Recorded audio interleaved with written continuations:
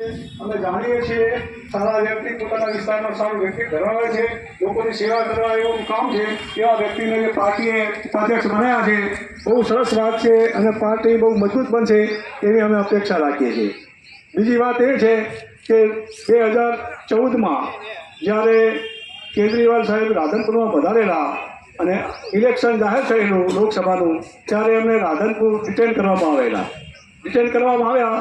ત્યારે સુખદેવભાઈ પટેલ એ આપણે સંભાળતા હતા, ગુજરાતની કમાન એમની પાસે હતી, એ પણ સાથે હતા. એટલે અમે બધા સાથે રહીને એમની સાથે જ હતા.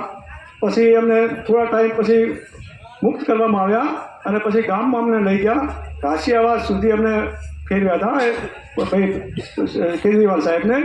ત્યાંથી પછી અમે એમને લઈ ગયા ત્યાં સાંતલપુર સુધી અમે પણ સાથે હતા. અને સાંતલપુરથી આગળ ગયા એટલે સત્તાધારી પક્ષે કેજરીવાલ સાહેબની ગાડી પર પથ્થરમારો કર્યો.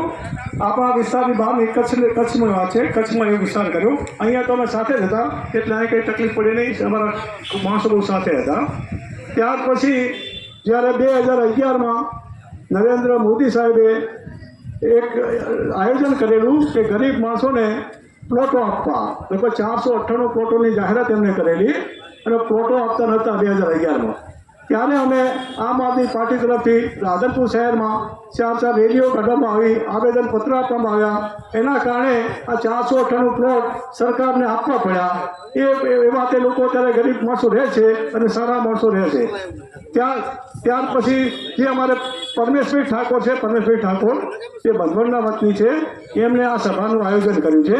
ખૂબ સારા વ્યક્તિ છે. રિક્ષા લઈને આખા વિસ્તારમાં ફરે છે, પાર્ટીનું કામ કરે છે, કંઈ પણ હોતો નથી છતાં પોતાની રીતે કામ કરે છે અને પોતાના ખર્ચે એ કામ કરી રહ્યા છે. આ પાર્ટી પણ એમને આયોજન એનું જ કર્યું છે, પરમિશન પણ એમને માગી છે અને એ કામ સારું કરી રહ્યા છે.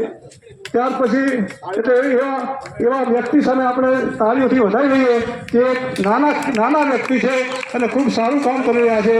એના પર આપણે તાળીઓથી વધાવી લઈએ કે આવા વ્યક્તિ જો પાર્ટીમાં સાથે હોય તો આપણને બહુ મજા આવે અને કામ સારી રીતે થાય.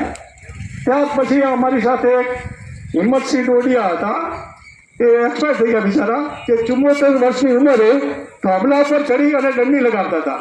74 વર્ષની ઉંમરે પોતે થાંભલા પર ચડી અને આમ આદમી પાર્ટીની દંડી લગાવતા હતા. એવા વ્યક્તિ પણ અમારી સાથે હતા, એને કામ બહુ સારું કર્યું. ત્યાર પછી અમારા તલાટી સાહેબ છે, જે નિવૃત્ત તલાટી છે, એ પણ અમારી સાથે હતા અને એ પણ બહુ સારું કામ કરેલું. બરાબર. એટલે આ રીતે પાર્ટીને જમાવવાની અમે કોશિશ કરી. અહીંયા રાધનપુરમાં રેલીઓ કાઢી, ગરીબોને પ્લોટો પાડ્યા, આવી કામગીરી અમે કરી છે. અત્યારે આમ આદમી પાર્ટીનો એક સિતારો ચાલી રહ્યો છે. લોકોમાં ગામડે આમ આદમી પાર્ટીની ચર્ચા થઈ રહી છે કે ખરેખર આ પાર્ટી આવશે તો જ આપણું કામ થશે. અને આ પાર્ટી લાવી એ આપણા માટે, લોકો માટે, ખેડૂતો માટે બહુ સારી વાત છે. અને આ પાર્ટીને આપણે જે આપણા લોકસભા ચૂંટણી આવવાની છે, તાલુકા પંચાયત, જિલ્લા પંચાયતની, એમાં ગામડામાં ચૂંટણી થવાની છે. એટલે તમારા વિસ્તારમાં તાલુકા પંચાયત, જિલ્લા પંચાયતમાં જે ચૂંટણી લડવા માગતા હોય, સારા વ્યક્તિ હોય, એવાનું નામ આપજો. એમને પાર્ટી ટિકિટ પણ આપશે અને મદદ પણ કરશે. માટે એવા માણસોને પણ નામ આપજો. પછી વાત કરું છું હું આમની, આપણે ભાઈ શું નામ, આપણે ભાઈ લોકસભાની ટિકિટ આપી હતી આપણે, અતુલ પટેલને ટિકિટ આપેલી. ત્યારે પણ અમે બહુ મહેનત કરી, પણ કોઈ કારણોસર એનું ફોર્મ રદ થયું. એમાં પણ અમને બહુ તકલીફ પડેલી એ ફોર્મ રદ થયું ત્યારે. એટલે આવું ના થાય. જ્યારે પણ તમે કોઈ ટિકિટ આપો, ચકાસીને આપજો, નહીં તો ફોર્મ પાછું ખેંચાય તો પાર્ટીની બદનામી થશે. એટલે સારા માણસે ટિકિટ આપજો, એ પણ વિનંતી કરું છું. અધ્યક્ષ સાહેબને એક વિનંતી કરું છું કે જે લોકોને તમે હોદ્દા આપો છો, હોદ્દા કામ કરવા પછી આપો. ખાલી હોદ્દા લઈને ઓફિસમાં બેસી રહે એમ કામ ચાલે નહીં. અને જે જમીન ઉપર કામ કરતો એવા વ્યક્તિને હોદ્દા આપજો, તો જ કામ આપણી પાર્ટી જામ છે. એટલે આ રીતે આપણે સારી રીતે કામ કરીએ, બધા સાથે મળી અને સારું કામ કરીએ. બહેનો અત્યારે આવી રહી છે જે આપણે આમ આદમી પાર્ટીમાં છે, એમનું પણ આપણે લોકો સ્વાગત કરીએ. આવા બેન આવો બધાનો. હલો, ખુરશી મૂકી દે, ખુરશી મૂકી દે, ખુરશી મૂકી દે. હલો, હવે હું વાત કરું છું કે અમારા ફોજી છે પ્રતાપસિંહ, કે અમારી સાથે કાયમી સાથે રહેશે, બહુ સારા વ્યક્તિ છે, એવા માણસની પણ આપણે જરૂર છે, આપણને બહુ સારી મદદ કરે છે. એમને પણ હું વિનંતી કરીશ કે અમારી સભામાં એમના પોતાના 2 શબ્દો બોલે એવી આશા રાખું છું.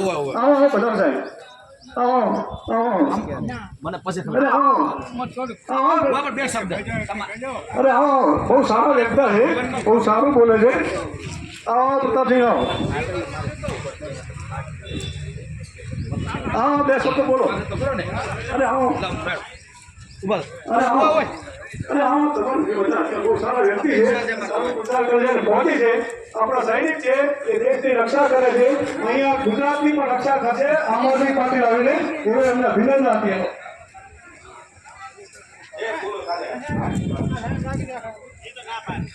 બોલો ભારત માતા કી. આજે આમ આદમી પાર્ટીની એક આવાજ લઈને પાર્ટી અધ્યક્ષ અહીંયા આવ્યા છે. તો વિશેષ તો હું નહીં કહું, પણ એ આજકાલ મારે શું કહેવું, પણ તેમ છતાં કહેશું